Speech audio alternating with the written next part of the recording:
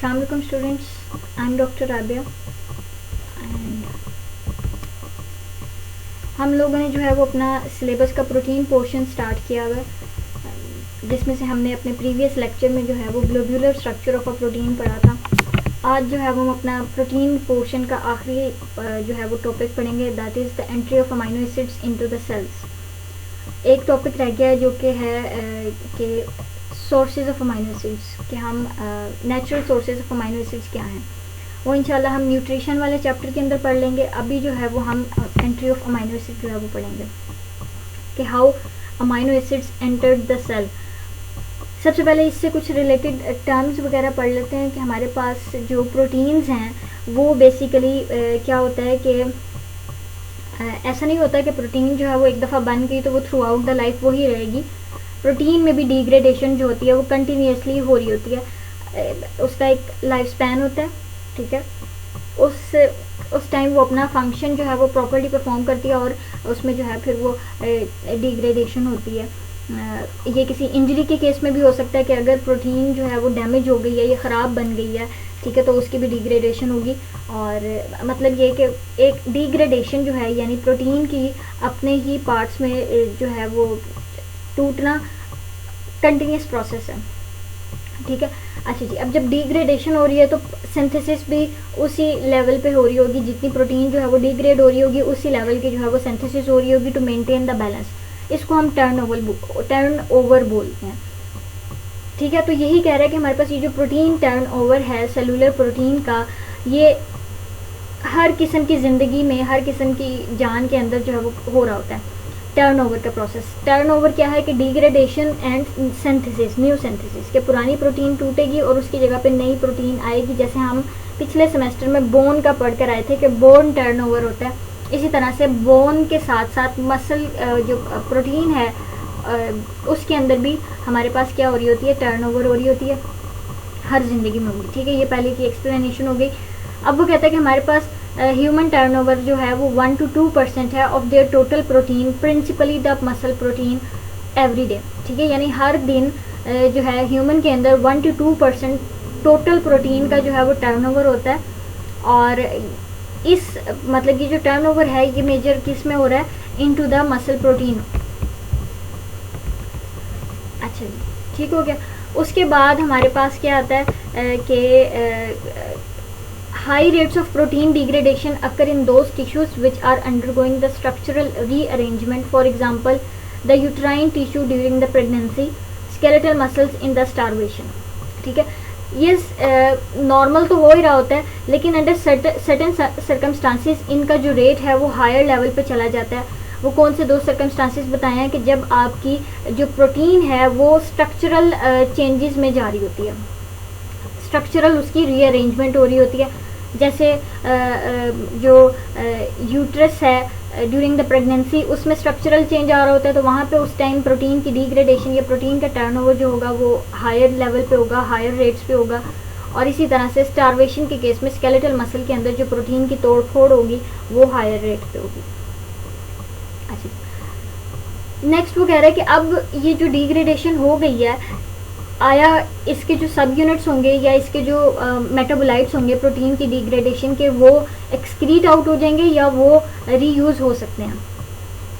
तो अब यही बता रहा है कि हमारे पास ये जो अमाइनो एसिड की प्रोटीन की डिग्रेडेशन से जो अमाइनो एसिड बने हैं उन बने हुए अमाइनो एसिड्स में से 75% अमाइनो एसिड्स जो हैं वो रीयूटिलाइज किए जाते हैं, जबकि रिमेनिंग जो परसेंट होता है परसेंटेज फ्री अमाइनो एसिड्स का, वो are not stored for the further used, ठीक है। यानी जो अब प्रोटीन डिग्रेड हुई है उससे जो अमाइनो एसिड्स बने हैं उन अमाइनो एसिड्स में से 75% जो है वो स्टोर कर लिया जाएगा ताकि दोबारा प्रोटीन बनाने में यूज़ किया जा सके, रिमेनिंग को जो है वो स्टोर नहीं किया जाएगा।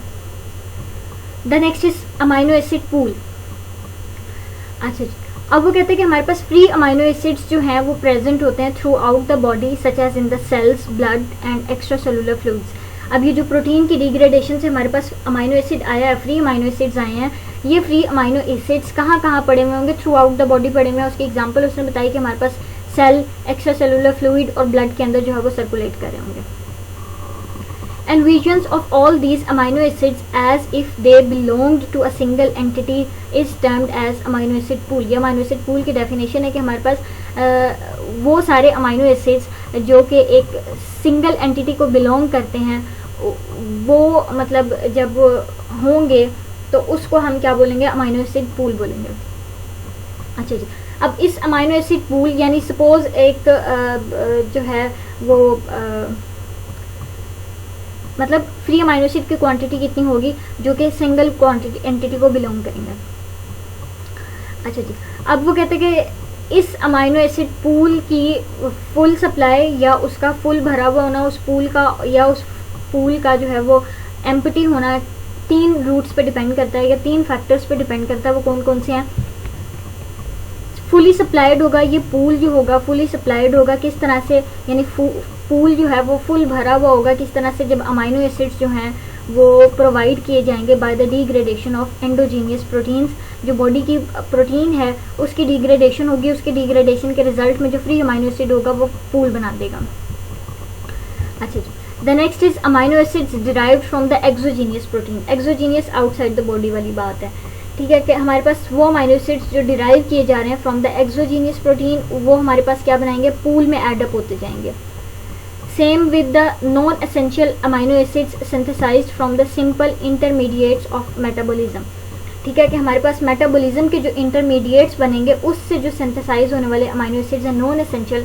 अच्छा, अमाइनो एसिड जो है वो हमारे पास क्या होता है, 2 तरह की क्लासेस होती हैं, ये आप एफएससी में पढ़ कर आए हुए हैं कि हमारे पास एसेंशियल अमाइनो एसिड्स और नॉन एसेंशियल अमाइनो एसिड्स होते हैं। अच्छा, अब हम क्या आ गए हैं, थोड़े बड़े लेवल पे आ गए हैं, तो हम इसको थोड़ा सा मॉडिफाई कर देते हैं कि एसेंशियल और नॉन एसेंशियल अमाइनो एसिड हम न्यूट्रिशन की बेस पे करते हैं कि nutritionally essential amino acids and nutritionally non essential amino acids. Nutritionally essential amino acids में वो अमाइनो एसिड्स होंगे जो न्यूट्रिशन का एसेंशियल पार्ट होंगे, जबकि नॉन एसेंशियल वो होंगे जो कि न्यूट्रिशन का एसेंशियल पार्ट नहीं होंगे, बल्कि आपकी अंदर जो मेटाबॉलिज्म हो रहा है उसके इंटरमीडिएट से जो है वो उसको कंपनसेट कर दिया जाएगा या उसकी क्वांटिटी को जो है वो पूरा कर दिया जाएगा। जबकि essentially nutritionally essential amino acids वो होंगे जो अंदर बॉडी जो है वो उसको जो है वो पूरा नहीं कर सकती, वो आपने पूरी करनी है उसकी क्वांटिटी को with the help of your diet, with the help of your nutrition. तो इस वजह से हम उसको कहते हैं न्यूट्रिशनली एसेंशियल अमाइनो एसिड्स। ठीक है, तो ये हमारे पास वो 3 रूट्स थे, ये 3 सोर्सेज थे जो कि आपका पूल में अमाइनो एसिड्स ऐड कर रहे हैं। जब प्रोटीन की डिग्रेडेशन ज़्यादा होगी तो फ्री अमाइनो एसिड ज़्यादा बनेगा, बाहर से एक्सोजीनियस प्रोटीन जो है वो आ रही है और उससे हम अमाइनो एसिड ले रहे हैं तो अमाइनो एसिड पूल जो है वो बढ़ेगा। और इसी तरह से नॉन एसेंशियल अमाइनो एसिड्स जो हैं वो बढ़ेंगे, यानी आपका मेटाबॉलिज्म ऑफ इंटरमीडिएट्स बढ़ेगा तो पूल जो होगा वो एडअप होता रहेगा, भरा रहेगा।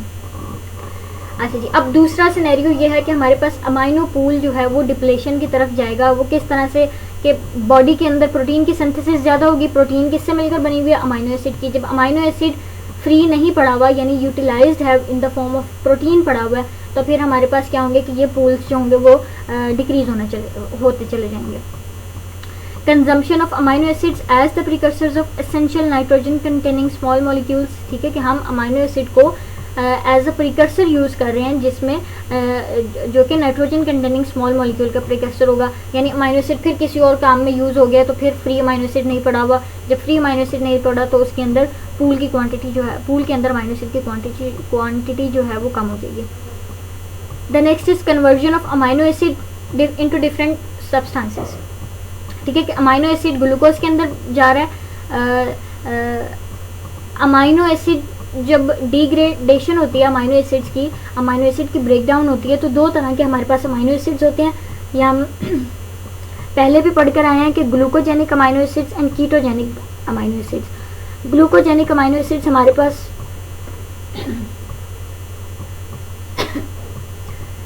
ग्लूकोजेनिक अमाइनो एसिड्स हमारे पास वो अमाइनो एसिड्स होंगे जिनकी डिग्रेडेशन से ग्लूकोज बनेगा या जिनके मेटाबॉलिज्म से हमारे पास ग्लूकोज बनेगा। अच्छा जी, कीटोजेनिक वो होंगे जिनसे कीटोन बॉडीज बनेंगी। तो अब अमाइनो एसिड की कन्वर्जन हो रही है ग्लूकोज के अंदर, ग्लाइकोजन के अंदर, फैटी एसिड्स के अंदर, कीटोन बॉडीज के अंदर। और ऑक्सीडेशन हो रही है to carbon dioxide and water. ठीक है, यानी आपका जो फिर अमाइनो एसिड है वो इन स्ट्रक्चर्स को बनाने में इन्वॉल्व है, जब यहाँ इन्वॉल्व होगा तो फ्री अमाइनो एसिड जो होगा वो कम हो जाएगा।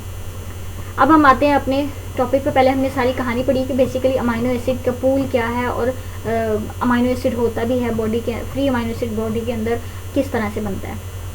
अब हमने देख लिया कि किस तरह से बनता है और किस तरह से पूल एग्जिस्ट कर रहा होता है। अब हम देखते हैं कि हमारे पास अमाइनो एसिड सेल के अंदर किस तरह से एंटर होगा। अच्छा जी, एक तो सबसे पहली बात कि अमाइनो एसिड्स की जो मूवमेंट होगी अक्रॉस द मेम्ब्रेन वो हमारे पास एक्टिव ट्रांसपोर्ट होगी। एक्टिव ट्रांसपोर्ट का मतलब कि एनर्जी करेंसी को यूज़ करते हुए उसकी ट्रांसपोर्टेशन होगी। अच्छा जी, अब एनर्जी करेंसी के हमारे पास कब यूज़ होती है, जब हमने अगेंस्ट द कंसंट्रेशन ग्रेडियंट जाना होता है, यानी हमने उस जगह से जाना होता है जहाँ पहले से ही कंसंट्रेशन कम है, वहाँ से हमने दोबारा जाना है कहाँ पे, to the area where the concentration is already low. Sorry, उसने अगेंस्ट द कंसंट्रेशन ग्रेडियंट जाना है, यानी उसने लोअर कंसंट्रेशन से हायर कंसंट्रेशन की तरफ जाना है। अच्छा जी, the next is concentration of free amino acids in extra cellular fluid is significantly lower than that within the cells of the body. ठीक है, वो ये कह रहा है कि हमारे पास जो एक्स्ट्रा सेलुलर फ्लूइड के अंदर फ्री अमाइनो एसिड की कंसंट्रेशन होगी वो कम होगी, सेल्स के अंदर ज़्यादा पड़ी हुई होगी। This concentration gradient is maintained because of the active transport systems driven by the hydrolysis of the ATP are required for the movement of amino acid from extracellular space into the cell। ठीक है, हमने कहा कि हमारे पास पहले ही extracellular fluid के अंदर कम है और हम फिर extracellular fluid से उठा के किधर लेकर जा रहे हैं, inside the cell लेकर जा रहे हैं। तो एक्टिव ट्रांसपोर्ट हो गई। एक्टिव ट्रांसपोर्टेशन के लिए हमें एनर्जी रिक्वायर्ड है, वो एनर्जी एटीपी की हाइड्रोलाइसिस से होती है और इसकी जो है वो मतलब इस तरह से आपकी जो मूवमेंट होगी फ्री अमाइनो एसिड्स की from extra cellular to intra cellular space, इस तरह से जो है वो परफॉर्म की जाएगी। अच्छा जी, अब हमारे पास वो कौन सी दो कॉमन साइट्स हैं जहाँ पे ट्रांसपोर्टेशन ऑफ अमाइनो एसिड्स होगी। सबसे पहले तो हम जब डाइजेस्टेड फूड होगी उससे जो हमने एक्सट्रैक्ट करना है अमाइनो एसिड्स को, वो एरिया होगा, यानी स्मॉल इंटेस्टाइन जहाँ पे एब्जॉर्प्शन होती है, most of the absorption small intestine में होगी। ठीक है, अच्छा जी, और दूसरी फिर हमारे पास प्रॉक्सिमल कॉन्वुलेटेड ट्यूब्यूल है जो बॉडी के ही जो है वो अमाइनो एसिड्स को रीअब्जॉर्ब कर लेगी, उसको स्टोर कर लेगी, उसको बॉडी से बाहर जाने नहीं देगी। ये दो कॉमन साइट्स हैं जहाँ पे आपकी ट्रांसपोर्टेशन होती है अक्रॉस द सेल मेम्ब्रेन, किस चीज़ की, अमाइनो एसिड्स की। अच्छा जी, हो गया कि हमारे पास स्मॉल इंटेस्टाइन और प्रॉक्सिमल कॉन्वुलेटेड ट्यूब्यूल्स जो हैं वो कॉमन साइट्स हैं। इन साइट्स में defect in any of these systems results in an inability to absorb the particular amino acids into the gut and into the kidney tubules. अब इन जगहों पे जो ये दो कॉमन साइट्स हैं, यहाँ पे इनका जो टेकअप होगा, इनकी जो मूवमेंट होगी वो एक स्पेशल जो है वो ट्रांसपोर्टर या कैरियर्स के थ्रू जो है वो परफॉर्म की जाएगी। अच्छा जी, अब वो कह रहा है कि हमारे पास अगर इन ट्रांसपोर्टर्स में किसी भी तरह का जो है वो डिफेक्ट आ जाएगा तो ऑब्वियस सी बात है कि जब डिफेक्ट आ गया तो वो उसका फंक्शन सही तरह से परफॉर्म नहीं होगा, और उसका फंक्शन यह है कि उन्होंने एब्जॉर्ब करना है। यानी अगर वो डाइट में तो वो पूरी अमाइनो एसिड ले रहा है, मतलब डाइट तो उसकी ठीक है कि आपकी वो अमाइनो एसिड की नीड्स को पूरा कर सके, लेकिन उसका जो है एब्जॉर्प्शन नहीं हो रहा तो आपका मतलब काम पूरा नहीं हो रहा। या फिर प्रॉक्सिमल कॉन्वुलेटेड ट्यूब के अंदर जो है वो किडनी के कोई डैमेज आ गया जिसकी वजह से वो किडनी जो है वो अनएबल है to reabsorb the certain special substances from the glomerular filtrate into the blood. ठीक है, यानी वो वापस रीअब्जॉर्ब होकर ब्लड में नहीं जा रहे और एक्सक्रीट आउट हो रहे हैं, तो इसके रिजल्ट में हमारे पास कुछ जो हैं वो डिजीजेज आती हैं। अच्छा जी, अब वो कह रहा है कि हमारे पास एक सिस्टम है that is responsible for uptake of cystine and dibasic amino acid, ornithine, arginine and lysine. ठीक है, उस सिस्टम को उसने कोल का नाम दे दिया जो कि इन चारों अमाइनो एसिड को रिप्रेजेंट कर रहा है, सिस्टीन को, ऑर्निथिन को, आर्जिनिन को और लाइसिन को। ये वो सिस्टम है जिसने इन चारों अमाइनो एसिड्स को एब्जॉर्ब कराना है एट दीज कॉमन साइट्स। अब किसी भी ऐसे इनहेरिटेड डिसऑर्डर की वजह से जब ये सिस्टम जो है प्रॉपरली फंक्शन नहीं करेगा तो फिर ये क्या होंगे कि ये सारे अमाइनो एसिड्स जो होंगे वो एब्जॉर्ब नहीं किए जाएंगे। तो इन अदर वर्ड्स ये इन क्या होगा कि बॉडी से जो है वो बाहर जा रहे हैं इन फॉर्म ऑफ यूरिन के साथ वो जो है वो बाहर चले जाएंगे। अच्छा जी, उसने यही बताया हुआ कि हमारे पास उस इनहेरिटेड डिसऑर्डर सिस्टीनयूरिया के cystine in blood, urea blood cystine amino acid, ठीक है, कि सिस्टीन अमाइनो एसिड जो होगा वो यूरिया या यूरिन के अंदर जो है वो क्या पड़ा हुआ होगा, यूरिन के साथ मिलकर सिस्टीन जो है वो बॉडी से बाहर जा रहा है। अब हम कुछ ट्रांसपोर्टर सिस्टम्स पढ़ लेते हैं कि हमारे पास जो 20 different types of amino acids हैं, तो हमारे पास इसी तरह से variety of amino acid transporters होंगे जो कि इसको ट्रांसपोर्टेशन में हेल्प आउट करेंगे। सबसे पहली क्लास जो है वो हम न्यूट्रल अमाइनो एसिड्स की देख लेते हैं, फिर इसमें सोडियम डिपेंडेंट और सोडियम इंडिपेंडेंट दोनों आ जाएंगे, ठीक है। हम इसको अमाइनो एसिड्स को 3 क्लासेस में डिवाइड कर रहे हैं, अमाइनो एसिड ट्रांसपोर्टर्स को 3 क्लासेस में डिवाइड कर रहे हैं। एक हमारे पास न्यूट्रल अमाइनो एसिड्स हैं, दूसरी क्लास हमारे पास कैटाइनिक है और तीसरी हमारे पास एनाइनिक अमाइनो एसिड्स हैं, ठीक हो गया। ये 3 मेजर क्लासेस होंगी अमाइनो एसिड ट्रांसपोर्टर्स की। न्यूट्रल अमाइनो एसिड ट्रांसमीटर्स हमारे पास वो होंगे जो कि न्यूट्रल अमाइनो एसिड्स को या छोटे अमाइनो एसिड्स को जो है वो ट्रांसपोर्ट करेंगे अक्रॉस द सेल मेम्ब्रेन, ठीक हो गया। अच्छा जी, अब इसके अंदर हम फर्दर मेजर 3 पढ़ते हैं, फिर आगे हम एडवांसमेंट की तरफ जाएंगे। तो हमारे पास 2 और सिस्टम्स हैं जो कि इस न्यूट्रल अमाइनो एसिड्स के अंदर आ जाएंगे। सबसे पहले हम पढ़ते हैं system ASC, system L। System A जो है वो प्रेफरिंग एलानिन है, ठीक है, यानी ये वो सिस्टम है जो प्रेफर करेगा एलानिन अमाइनो एसिड की ट्रांसपोर्टेशन को। सिस्टम ASC है जो कि ये 3 अमाइनो एसिड्स हैं जो कि मतलब आप इस सिस्टम के थ्रू जो है या इस ट्रांसपोर्टर के थ्रू इन 3 अमाइनो एसिड्स की जो है वो ट्रांसपोर्ट होगी, और सिस्टम L जो है वो ल्यूसीन को करेगा। अब हम देख लेते हैं कि ये सिस्टम ASC और सिस्टम L ये कौन कौन सी तरह के अमाइनो एसिड को जो है वो लेकर जाएंगे। सिस्टम A और सिस्टम ASC जो है वो ट्रांसपोर्टर ऑफ अमाइनो एसिड्स हैं। किस तरह के अमाइनो एसिड्स को ट्रांसपोर्ट करेंगे, जो कि शॉर्ट अमाइनो एसिड्स होंगे, पोलर होंगे, ये लीनियर साइड चेन्स होंगी such as alanine and serine, ठीक हो गया। इस तरह के अमाइनो एसिड, ऐसे अमाइनो एसिड जो पोलर होंगे, शॉर्ट होंगे या लीनियर साइड चेन्स होंगी, वो ट्रांसपोर्ट किए जाएंगे आइदर सिस्टम A और ASC। अगर लार्ज है अमाइनो एसिड, ब्रांच्ड है या एरोमेटिक अमाइनो एसिड है, तो उसकी जो ट्रांसपोर्टेशन होगी वो होगी वाया सिस्टम L। अच्छा जी, अब ये सोडियम डिपेंडेंट और सोडियम इंडिपेंडेंट हो जाएंगे। ऊपर वाले दोनों जो हैं वो हमारे पास सोडियम डिपेंडेंट है, यानी दे रिक्वायर सोडियम को ट्रांसपोर्टेशन के थ्रू होगी। जैसे हम आपको याद हो, हम सेल मेम्ब्रेन के अंदर पढ़ के आए थे को ट्रांसपोर्टेशन, सेकेंडरी ट्रांसपोर्टेशन, जिसमें हमें पढ़ी थी कि 2 चीज़ें आपकी जो हैं वो मूव करेंगी। अच्छा जी, सिस्टम L और सिस्टम ये हो गया। ये हमारे पास एक डायग्राम दिखाई हुई है जिसमें उसने ये ट्रांसपोर्टर दिखाया कि आपका ASC ट्रांसपोर्टर है जो कि अमाइनो एसिड को आउटसाइड ऑफ द सेल, यानी from the area of low concentration to the area of high concentration लेकर जा रहा है with the help of a transporter, co transporter which is sodium in this case. अच्छा जी, system A। अब system A की कुछ कैरेक्टरिस्टिक्स उसने यहाँ पे बताई है कि system A is characterized by its sodium dependence. सबसे पहली कैरेक्टरिस्टिक उसकी क्या है सिस्टम की, कि वो सोडियम डिपेंडेंट है, सोडियम के बगैर ये सिस्टम वर्क नहीं करेगा। It's reduced activity at the low extra cellular pH, यानी pH स्पेसिफिक है। जब एक्स्ट्रा सेलुलर pH जो होगी वो कम हो जाएगी तो इसकी एक्टिविटी, इस सिस्टम की एक्टिविटी रिड्यूस हो जाएगी।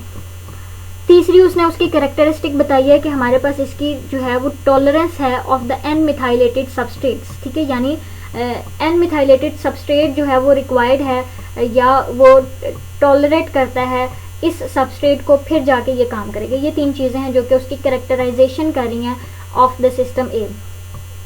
अच्छा जी, द नेक्स्ट इज हमारे पास presence of intracellular substrates of system A slows the uptake of amino acid by this system, a kinetic phenomenon of transporter known as the trans inhibition।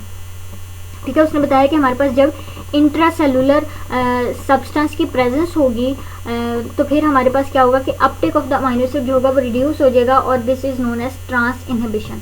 ठीक है, या in simpler words हम ये कह सकते हैं कि हमारे पास ट्रांस इनहिबिटर जो है वो क्या है कि जब ट्रांसफॉर्म होगी तो उसका जो सिस्टम है, ये जो प्रोटीन है या ट्रांसपोर्टर है वो इनहिबिट कर जाएगा। अच्छा जी, द नेक्स्ट इज सिस्टम है, system A has been described in a wide variety of the cells. ठीक है, यानी ये सिस्टम जो है वो हमारे पास number of variety of cells के अंदर पड़ा हुआ है। It is subjected to significant regulation by amino acid availability and hormone. अच्छा, अब इसके कुछ रेगुलेटिंग फैक्टर्स हैं। ये जो सिस्टम है ये कुछ फैक्टर्स के थ्रू रेगुलेट किया जाएगा। उनमें से एक अभी हम इसको आगे डिटेल से पढ़ेंगे। एक जो है वो हमारे पास अमाइनो एसिड अवेलेबिलिटी है, यानी ये फैक्टर है जो आपके सिस्टम ए को रेगुलेट करेगा। अवेलेबिलिटी कम है, ज़्यादा है, उससे अफेक्ट होगा ये सिस्टम। हॉर्मोन्स के थ्रू भी जो है वो अफेक्ट होगा। अनदर सिस्टम ऑफ, अब हम दूसरा सिस्टम पढ़ रहे हैं। हमने सिस्टम ए के कुछ कैरेक्टर्स पढ़े और फिर हमने उसके कुछ रेगुलेटिंग फैक्टर्स पढ़े। अब हम पढ़ेंगे another system of sodium dependent Uptake of the amino acid is ASC। ASC में हमने पढ़ा कि हमारे पास कौन से 3 अमाइनो एसिड हैं, एलानिन, सेरीन और सिस्टीन। अच्छा जी, it is reactive with the alanine, serine and cysteine and homologous amino acid up to 5 carbons. ठीक है, यानी वो ये बता रहा है कि हमारे पास ये ASC जो है ये सोडियम डिपेंडेंट है, जैसे हम सिस्टम ए पढ़ कर आए हैं। ये कौन कौन से टाइप ऑफ अमाइनो एसिड्स को फेवर करेगा कि उनको लेकर जाए ASC। इसके साथ साथ homologous amino acids up to 5 carbons. ठीक है, कि जो वो अमाइनो एसिड्स जिनके पास 5 कार्बन्स होंगे। अब वो बता रहा है कि हमारे पास इसका डिफरेंस सिस्टम ए के साथ क्या है। इनटॉलरेंस होगी to the N methylated substrate, जबकि वो टॉलरेंस था to the methyl N substrate.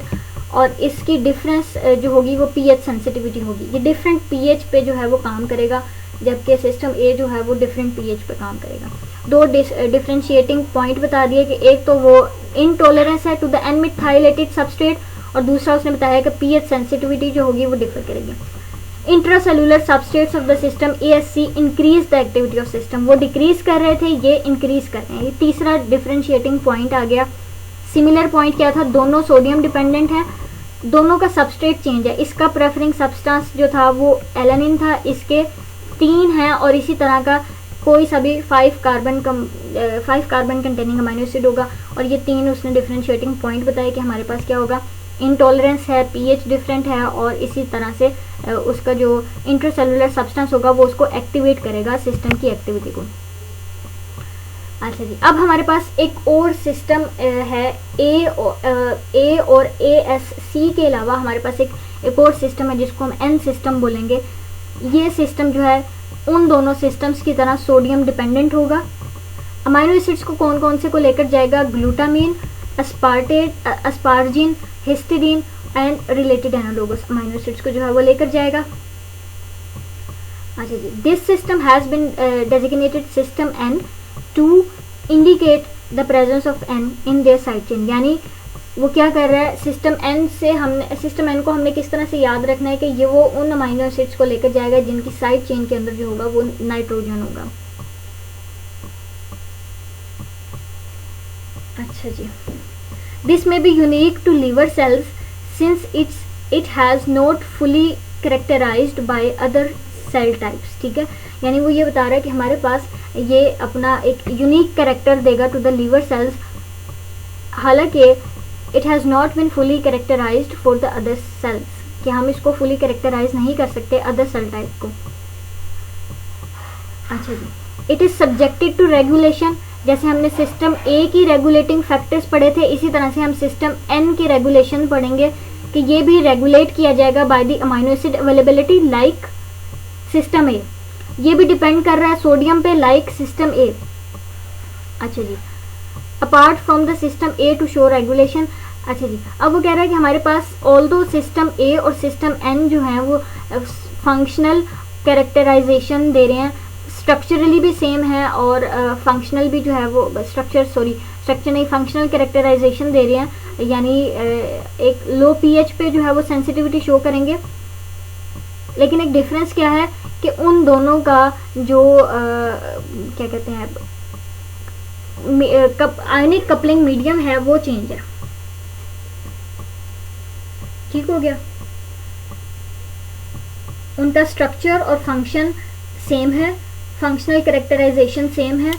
दोनों क्या कर रहे हैं, सोडियम डिपेंडेंट हैं, दोनों लो पीएच जो है उसको सेंसिटिव हैं टू द लो पीएच, लेकिन जो दोनों का आयनिक कपलिंग मीडियम होगा वो चेंज करेगा, ऑल्टर करेगा, डिफर करेगा। यहाँ पे उसने बता दिया कि unlike SN1, SA1 does not mediate the proton exchange. ठीक है, यानी ये SA1 यानी सिस्टम ए जो है वो प्रोटॉन एक्सचेंज को मीडिएट नहीं करेगा। अच्छा जी, the next is system L. System L is more reactive with the branched chain aromatic amino acids and is subjected to trans stimulation. Trans stimulation का मतलब है कि जब ट्रांसफॉर्म लग जाएगी तो उसको स्टिमुलेट करेगा। easier words में जो है वो हमारे पास ये है। अच्छा जी,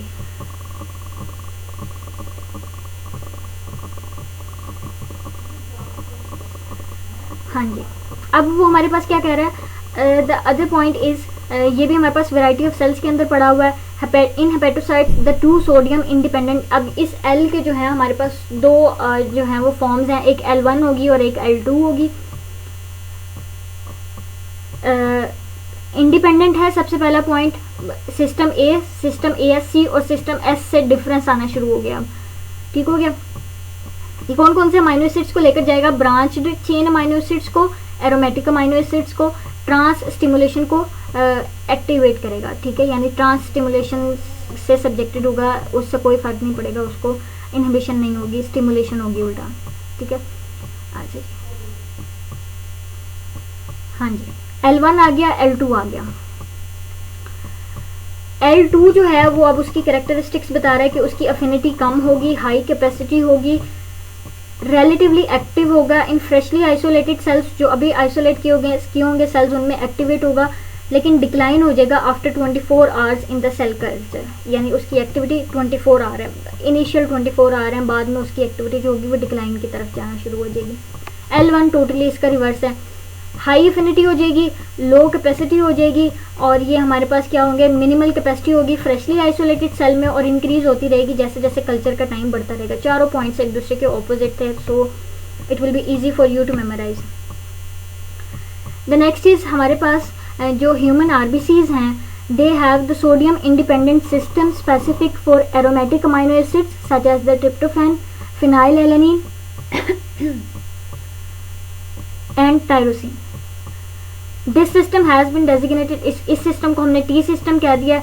इसमें हमने पढ़ा L सिस्टम, L1, L2, और इसी तरह से सोडियम इंडिपेंडेंट में L के अलावा हमारे पास सिस्टम आ रहा है सिस्टम T, टू इंडिकेट कि ये हमारे पास किसको प्रेफर करेगा, ट्रिप्टोफैन को जो है वो प्रेफर करेगा।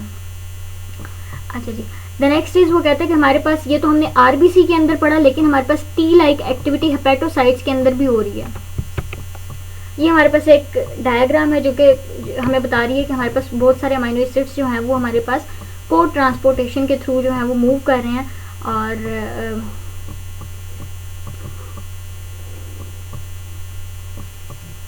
अमाइनो एसिड्स है, नेगेटिव है ऊपर बना हुआ। ठीक है, नेगेटिवली चार्ज अमाइनो एसिड हो गया, सोडियम और प्रोटॉन को ट्रांसपोर्टेशन के थ्रू इसकी ट्रांसपोर्टेशन हो रही है। ग्लाइसिन, एलेनिन, प्रोनिन की हाइड्रोजन के थ्रू जो है वो इसकी ट्रांसपोर्टेशन हो रही है, और इस तरह से उसने बाकी सारे स्ट्रक्चर्स बताए हैं कि आपने ऐसा याद नहीं रखना, ये सिर्फ आपको समझाने के लिए था कि और आपको रिवाइज कराने के लिए था कि हमने को ट्रांसपोर्टेशन पढ़ी थी। The next is cationic amino acid transporters. अब वो ये कह रहा है कि हमारे पास हमने अभी तक पढ़े कि न्यूट्रल अमाइनो एसिड में S था, ASC था, N था जो कि सोडियम डिपेंडेंट थे, L था, T था जो कि सोडियम इंडिपेंडेंट थे। अब हमने पढ़े कैटायनिक अमाइनो एसिड ट्रांसपोर्टर्स। ये हमारे पास वो अमाइनो एसिड्स होंगे जो कि पॉजिटिवली चार्ज्ड अमाइनो एसिड्स को लेकर जाएंगे। इसको हम Y+ सिस्टम भी कहते हैं। ठीक है, ये सोडियम इंडिपेंडेंट हैं, pH इंसेंसिटिव हैं, ट्रांस स्टिमुलेशन कराएंगे। Barely detectable in isolated hepatocytes but present in hepatoma cells. यानी वो बता रहा है कि ये जो पॉजिटिवली चार्ज्ड अमाइनो एसिड्स हैं Y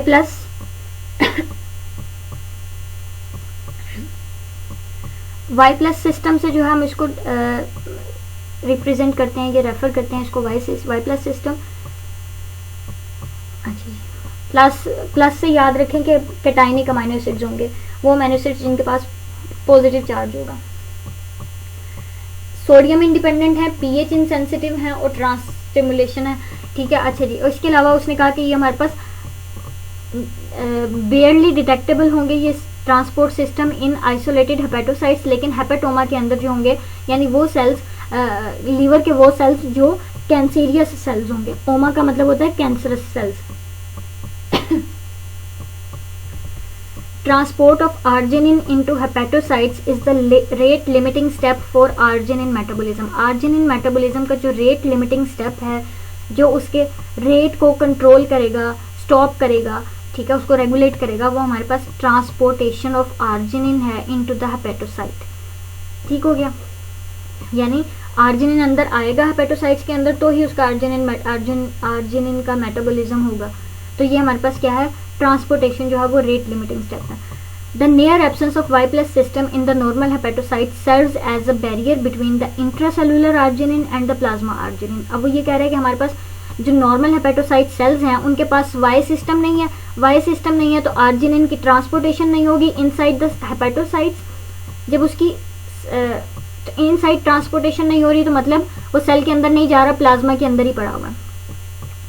Since intracellular arginine is completely hydrolyzed by arginase to allow the urea cycle to function। जो उसके बाद वो कह रहा है कि हालांकि सेल के अंदर जो पड़ा हुआ आर्जिनिन था वो completely मेटाबोलाइज हो गया, यानी अब सेल के अंदर आर्जिनिन नहीं पड़ा हुआ, तो दिस सेपरेशन में be necessary to assure the proper arginine flow to the other tissues. ठीक है, ये बैरियर जो है वो ये कह रहा है कि हमारे पास ये बैरियर जो है ये अश्योरिटी प्रोवाइड करता है, ये अश्योर करता है कि आपकी जो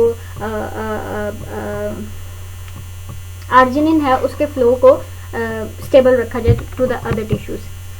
the next is anionic amino acid transporters. ये हमारे पास सोडियम डिपेंडेंट है, जबकि वो हमारे पास सोडियम इंडिपेंडेंट थे। ठीक है, ये सोडियम डिपेंडेंट है एनायनिक अमाइनो एसिड्स। अच्छा जी, ये शॉर्ट एनायनिक अमाइनो एसिड्स को लेकर जाएंगे और इसी के साथ साथ हम इसको सच एज अस्पार्टेट को लेकर जाएंगे, तो हम इसको X माइनस ए से डोनेट कर रहे हैं, इसको हम रिप्रेजेंट कर रहे हैं। X माइनस मतलब आपने याद रखना है कि एनायनिक अमाइनो एसिड्स ए को कर रहा है, ए है तो ए मीन्स अस्पार्टेट। अच्छा जी, these cells also possess sodium independent route for the glutamate and cysteine। ठीक है, so it has been designated as X minus C for its cysteine preference also being found in the fibroblast cells। ठीक है, कि hepatocytes के अंदर नहीं। अब वो बता रहा है कि ये इन दोनों ट्रांसपोर्टर्स की कैरेक्टराइजेशंस कर रहा है या उनकी कैरेक्टरिस्टिक्स बता रहा है कि जो अगर तो वो ट्रांसपोर्टर सिस्टम लेकर जा रहा है टू द अस्पार्टेट तो उसको हम अस्पार्टेट ए से डोनेट कर देंगे और सोडियम इंडिपेंडेंट होगा वो। इसके साथ साथ वो दो और अमाइनो एसिड्स को लेकर जाने की कैपेसिटी रखता है, that is the glutamate and cysteine.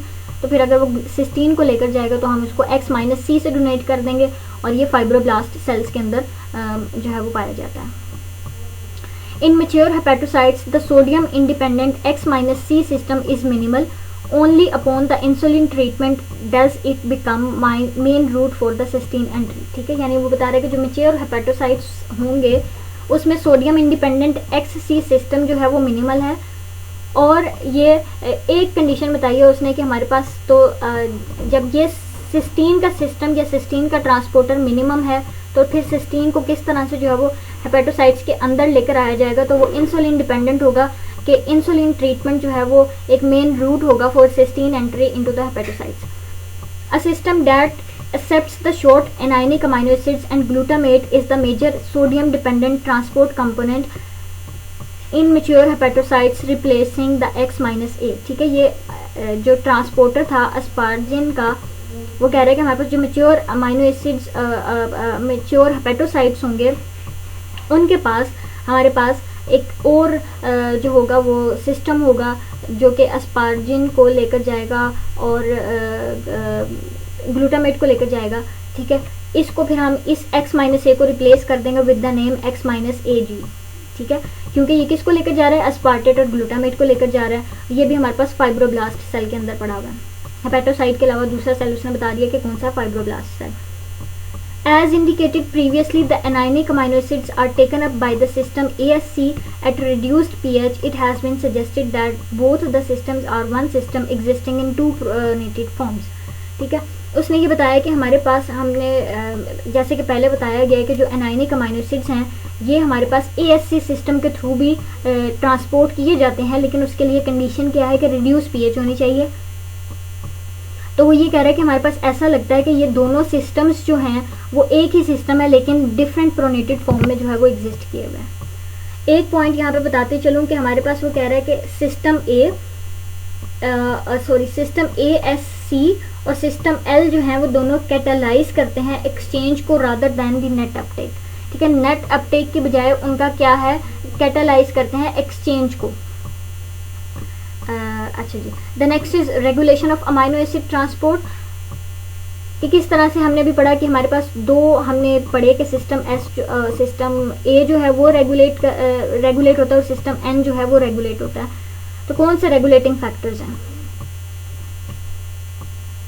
The neutral amino acid transport system A is regulated by availability of amino acid in extracellular environment. उसके सेल के बाहर पड़े हुए अमाइनो एसिड की अवेलेबिलिटी जो है वो रेगुलेट करेगी ट्रांसपोर्टर की एक्टिविटी को। यहाँ पे उसने दो जो है ना वो रिसर्चेस से उसने इस बात को रिलेट किया कि उसने कहा कि हमारे पास दो साइंटिस्ट थे, एक ने हमारे पास इमेच्योर यूट्रस पे काम किया, दूसरे ने हमारे पास एम्ब्रियो हार्ट सेल्स पे काम किया। और उसने क्या किया कि starvation for all the amino acids by incubation in amino acid free medium increased the neutral amino acid activity uptake, ठीक है। उसने कहा कि हमारे पास starvation of all the amino acid by incubation in amino acid free medium, हमने देखा कि हमारे पास जो एक्स्ट्रा सेलुलर एनवायरनमेंट के अंदर अवेलेबिलिटी है अमाइनो एसिड को वो किस तरह से अफेक्ट करेगी। तो उसने यही कहा कि हमने ऐसे सेल्स को जो है वो मतलब स्टारवेटेड अमाइनो एसिड सेल्स को अमाइनो एसिड फ्री मीडियम के अंदर रख दिया और इस प्लेसिंग के बाद हमारे पास अमाइनो एसिड ए सिस्टम की एक्टिविटी जो थी वो बढ़ गई थी, ठीक है। This increase in activity was shown to specific for system A by its sodium dependency, pH sensitivity, substrate specificity. ये तीन फैक्टर्स हैं जो उसके रेगुलेट कर रहे हैं। सोडियम डिपेंडेंसी ज़रूरी है, पीएच सेंसिटिविटी ज़रूरी है, सबस्ट्रेट स्पेसिफिसिटी ज़रूरी है। This increase in activity is referred as adaptive regulation, ठीक है। वो ये कह रहा है कि ये क्या है, एक एडॉप्टिव रेगुलेशन है और स्टारवेशन इंड्यूस्ड एनहांसमेंट है। और ये क्या होगा, and it is distinct from trans effects, ठीक हो गया। यानी उसने बताया वही सारी बातें जो हम पीछे पढ़ कर आए हैं, कैरेक्टरिस्टिक्स के किस तरह से सिस्टम ए जो है वो इन चीज़ों पे बेस करता है या इन चीज़ों से के होने की वजह से काम करता है। अच्छा जी, adaptive regulation has been seen in many cell types. अब वो कह रहा है कि हमारे पास आरएनए और प्रोटीन सिंथेसिस जो है वो नेसेसरी हैं to observe the starvation induced enhancement, ठीक है। कि जब हमने अगर ऑब्जर्व करना है कि स्टारवेशन इंड्यूस्ड इन्हांसमेंट हो रही है या नहीं हो रही, ये किस पे डिपेंड करेगी कि प्रोटीन और आरएनए की सिंथेसिस हो रही है नहीं। देखें, प्रोटीन या आरएनए की सिंथेसिस के लिए क्या रिक्वायर्ड है, अमाइनो एसिड्स। अमाइनो एसिड्स का अपटेक होगा तो हमें पता चल जाएगा कि प्रोटीन सिंथेसिस हो रही है या नहीं हो रही। तो इस तरह से हमें जो है ना वो ये आइडिया लगाने में जो है वो चीज़ ने हेल्प आउट किया कि आरएनए और प्रोटीन की सिंथेसिस जो है वो नेसेसरी हैं to observe the starvation induced enhancement. अच्छा जी, the next is hormonal regulation. के अवेलेबिलिटी ऑफ अमाइनो एसिड के अलावा हमारे पास दूसरा जो रेगुलेटिंग फैक्टर है वो हार्मोन्स हैं। हार्मोन्स जो है वो कहता है कि हमारे पास वो प्रोसेसेस हैं that include the effect on transporter activity. यानी हार्मोन्स जो हैं वो क्या करेंगे, आपके जो ट्रांसपोर्टर्स हैं उनकी एक्टिविटी को इन्हांस या ऑल्टर करेंगे। Most of the hormonal effects on the transport appear to be on activity of transporter system, ठीक है। वो कह रहे हैं कि हमारे पास जो मोस्ट ऑफ द हार्मोन्स होंगे उनका इस ट्रांसपोर्ट सिस्टम के ऊपर क्या फंक्शन होगा कि उन्होंने उसकी एक्टिविटी को इन्हांस करना है, यानी अमाइनो एसिड्स को अपटेक ज़्यादा कराना है। अपटेक ज़्यादा कराएंगे तो इट मीन्स उसकी आरएनए और प्रोटीन की सिंथेसिस जो होगी वो बढ़ जाएगी। The next is repression of activity upon addition of amino acid to medium appears to follow the same course। यानी अब आपने मीडियम के अंदर फ्री अमाइनो एसिड्स ऐड कर दिए और उसके ऐड होने के बाद भी हमारे पास उसकी जो ट्रांसपोर्टर की एक्टिविटी है वो उसी सेम डायरेक्शन में जा रही है, यानी अपटेक ज़्यादा होगा और जो होगी वो प्रोटीन और आरएनए की सिंथेसिस जो है वो बढ़ेगी। इंक्रीज इन सेल डेंसिटी, ये हमारे पास चौथा फैक्टर है जो कि आपका रेगुलेट कर रहा है सिस्टम ए को। Results in decrease in both system A and ASC in several cell types. These alterations may be the result of change in sodium gradient और membrane potential। ठीक है, सेल डेंसिटी जो है उसने बताया कि हमारे पास सेल डेंसिटी दोनों सिस्टम ए और सिस्टम ASC को जो है वो रेगुलेट करेगा या ऑल्टर करेगा या अफेक्ट करेगा। ये ऑल्टरेशन जो है वो कहता है कि हमारे पास सोडियम के ग्रेडियंट की वजह से हो सकती है या मेम्ब्रेन पोटेंशियल में चेंज आने की वजह से जो है वो ऑल्टरेशन होगी। तो हमने 4 फैक्टर पढ़े, अवेलेबिलिटी पढ़ा, हमने हार्मोनल फैक्टर पढ़ा, हमने एडिशन ऑफ अमाइनो एसिड पढ़ा इनटू द मीडियम और हमने सेल डेंसिटी पढ़ा जो कि ऑल्टर कर रहा है आपके इस सिस्टम को। यहाँ पे हमारा प्रोटीन का पोर्शन जो है वो ख़त्म हो गया और आई होप आपको जो है ये समझ आ गया होगा। जो नहीं समझ आएगा वो मुझसे पूछ लीजिएगा। अल्लाह हाफिज़।